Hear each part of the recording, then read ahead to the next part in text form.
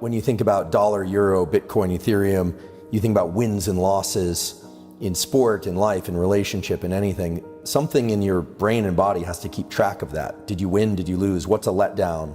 What's a celebration? And I think one of the most important findings in the last few years in neuroscience is that while the molecule dopamine is associated with reward, it's more about motivation and craving. When I say the common currency is dopamine, what I mean is the molecule dopamine, when secreted in the brain, makes us pursue things, build things, create things, makes us want new things that we don't currently already have. It's a way of tabulating where we are in our life. Are we doing well or are we doing poorly? And that happens on very short time scales. Like, do you wake up feeling good? Or do you wake up feeling kind of low? Or on long time scales. If you're halfway through a long degree or you're halfway through your life, how are you doing? How do you gauge that? Well, it has everything to do with how much dopamine you were releasing in the previous days and weeks and years. What's cool is that once you make these processes conscious, once you understand a little bit about how dopamine is released and how it changes our perspective and our behavior, then you can actually work with it. This example of the person that's not motivated, that can't get off the couch, that doesn't want to do anything. Well, this is the problem. They are effectively the rat with no dopamine, but they can still achieve some sense of pleasure by consuming excess calories, by consuming social media. And look, I'm not judging, I do this stuff too, right? Scrolling social media. If you've ever scrolled social media and you're like, I don't even know why I'm doing this. It doesn't really feel that good. And I can remember a time where you'd see something that was just so cool, or you'd see something online. I remember this when TED Talks first came out. I was like, this is amazing. These are some, at least some of them are really smart people sharing really cool insights.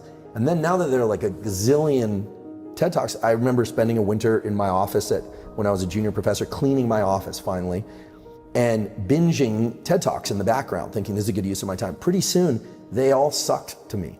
I was like, this isn't good. So what you need to do is stop watching TED Talks for a while, wait, and then they become interesting again. And that's this pain-pleasure balance. And so for people that aren't feeling motivated, the problem is they're not motivated, but they're getting just enough or excess sustenance. So they're getting the little mild hits of opioid, it becomes an opioid system. And if you think about the opioid drugs as opposed to dopaminergic drugs make people rabid for everything. You know, drugs of abuse like cocaine and amphetamine make people incredibly outward directed. Right? They hardly notice anything except what they want more of, more. It's bad because those drugs trigger so much dopamine release that they become the reward. It's very circular. Only the drug can give that much dopamine. Nothing they could pursue would give them as much dopamine as the drug itself. So there's that, and then there's the kind of opioid-like effects of constantly indulging oneself with social media or with video games or with food or with anything, to the point where it no longer evokes the motivation and craving. And this is really the new evolution of the understanding of dopamine in neuroscience, which is that dopamine itself is not the reward. It's the buildup to the reward. And the reward has more of a kind of opioid bliss-like property, which itself is not bad if it's endogenous, released from within. But when we can just sit there like the rat with no dopamine, gorging ourselves with pleasures, so to speak, what you end up with is somebody that feels really unmotivated, and those pleasures no longer work to tickle those feel-good circuits. And so there's no reason for them to go out and pursue anything. And that's a pretty dark picture. So the keys are to pursue rewards, but understand that the pursuit is actually the reward if you want to have repeated wins, okay? The celebration has to be less than the pursuit.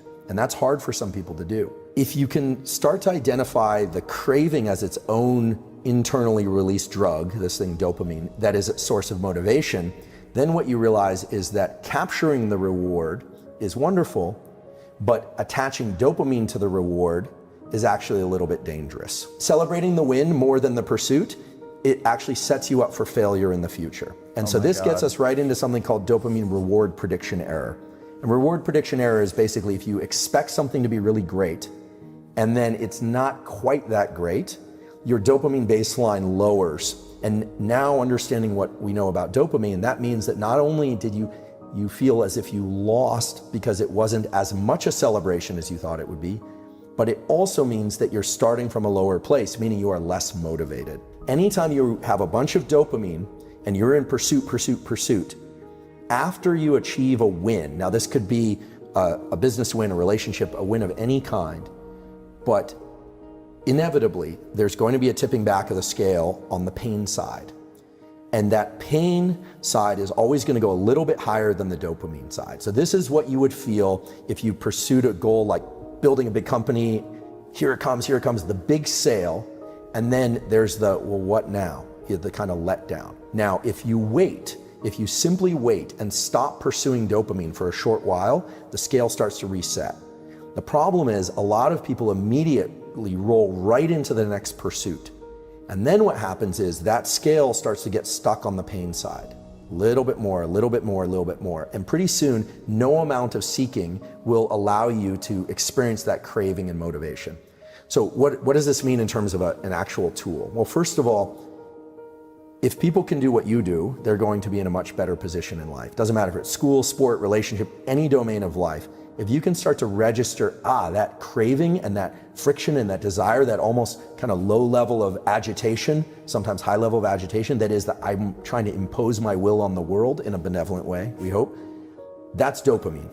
It's working with its close cousin, which is epinephrine, which is adrenaline. They are very close cousins. In fact, dopamine manufactures epinephrine. A lot of people don't know this, but adrenaline is actually made from the molecule dopamine. Okay, so those two are hanging out together. It's like crave work, crave work, crave and work, crave and work, crave and work. And then you get the win. And some people allow the big peak in dopamine to be associated with the win. And smart people learn to adjust their celebration internally, right? This is all internal. You could throw the biggest party in the world, but as long as you're kind of laid back and looking at this, not letting yourself get manic crazy, you won't necessarily crash as hard, and pretty soon your system will reset. So that you take the day, you clean up the dishes, you relax, you go, what now? I'm feeling a little low. Well, rather than going out and spiking your dopamine again, just wait. Understand that the scale will reset again. Give yourself a few days where you're gonna feel a little kind of underwhelmed. Things aren't gonna be as interesting. It's gonna be hard to trigger that big release because you just had the peak. Well, if you adjust that, you relax, you understand there's always a little bit of a postpartum depression.